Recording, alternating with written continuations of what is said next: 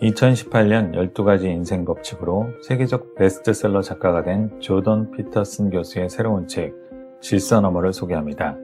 그는 서문에서 질서 너머를 지표하던 중 가족과 본인이 심각한 건강 문제로 시달렸다고 밝히고 있습니다. 심지어 조던 피터슨은 건강 악화로 걷는 법, 계단 오르는 법, 침대에 눕는 법까지 다시 배워야 할 정도였다고 고백합니다. 피터슨은 극한의 고통을 경험하면서 이 책에는 의미 있는 말들만 담으려고 노력했다고 말합니다. 왜 질서 너머일까요?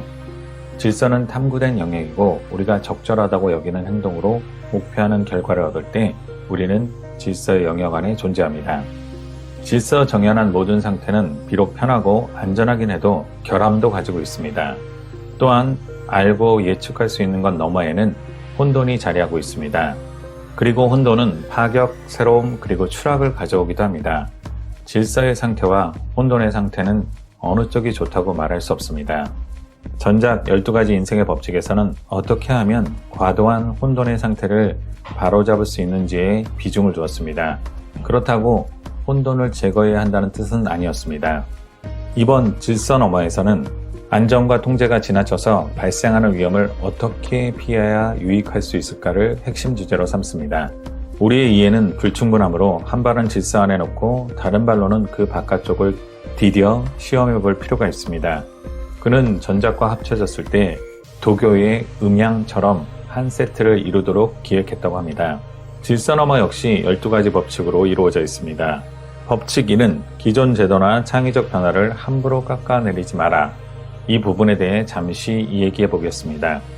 1 법칙에서는 안정적인 사회 구조와 개인의 정신건강 상태를 설명하고 더 나아가 창의적인 사람들이 그 구조를 지속해서 업데이트할 필요가 있다고 주장합니다.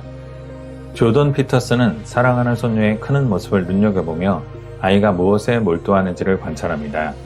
1살 반쯤 된 손녀는 손가락으로 찌르면 킬킬거리고 하이파이브하고 코를 비비며 인사를 합니다. 가장 주목할 만한 행동은 손가락으로 가리키는 행동이었습니다. 아이는 자신의 집게 손가락을 사용해 흥미를 끄는 물체를 구체적으로 지시했습니다. 주변 어른들의 관심을 끌 때 아이는 더욱 좋아했습니다. 아이의 행동과 의도는 중요성이 담겨 있습니다. 부분적으로 타인의 관심을 끌어내려는 행동 또는 태도의 경향이라고 정의할 수 있습니다. 아이는 그런 과정을 통해 성장하는 것이 당연합니다. 우리는 개인적으로, 사회적으로, 경제적으로 관심을 놓고 경쟁을 벌입니다. 아이든 성인이든 사회든 관심을 받지 못하면 열매를 맺지 못합니다. 더 결정적으로는 의식적인 주체로서 집단에 기여하고 있음을 입증해야 합니다. 손녀는 남들 앞에서만 가리키는 행동을 했습니다. 따라서 아이는 주변 사람들이 어떻게 반응하는지 즉시 볼 수 있습니다. 아이는 먼저 자신이 흥미를 일으키는 것을 집게 손가락으로 가리킨 뒤 주위를 둘러보면서 다른 사람이 관심을 보이는지 확인합니다. 아이는 여기서 중요한 교훈을 터득합니다. 다른 사람이 흥미 있어 하는 것을 소통의 주제로 삼지 않으면 자신의 존재가 가치를 잃을 수 있다는 것입니다. 이런 과정을 통해 아이는 가족과 사회에 내재한 가치의 복잡한 위계 구조를 더 깊이 탐구해 갑니다. 우리는 어릴 때부터 사회 속에서 배우고 질서 안에서 안정을 느낍니다. 다시 말해 개인은 사회적 세계에 의해 빚어집니다. 하지만 사회적 제도 역시 그 구성원들의 필요에 따라 빚어집니다.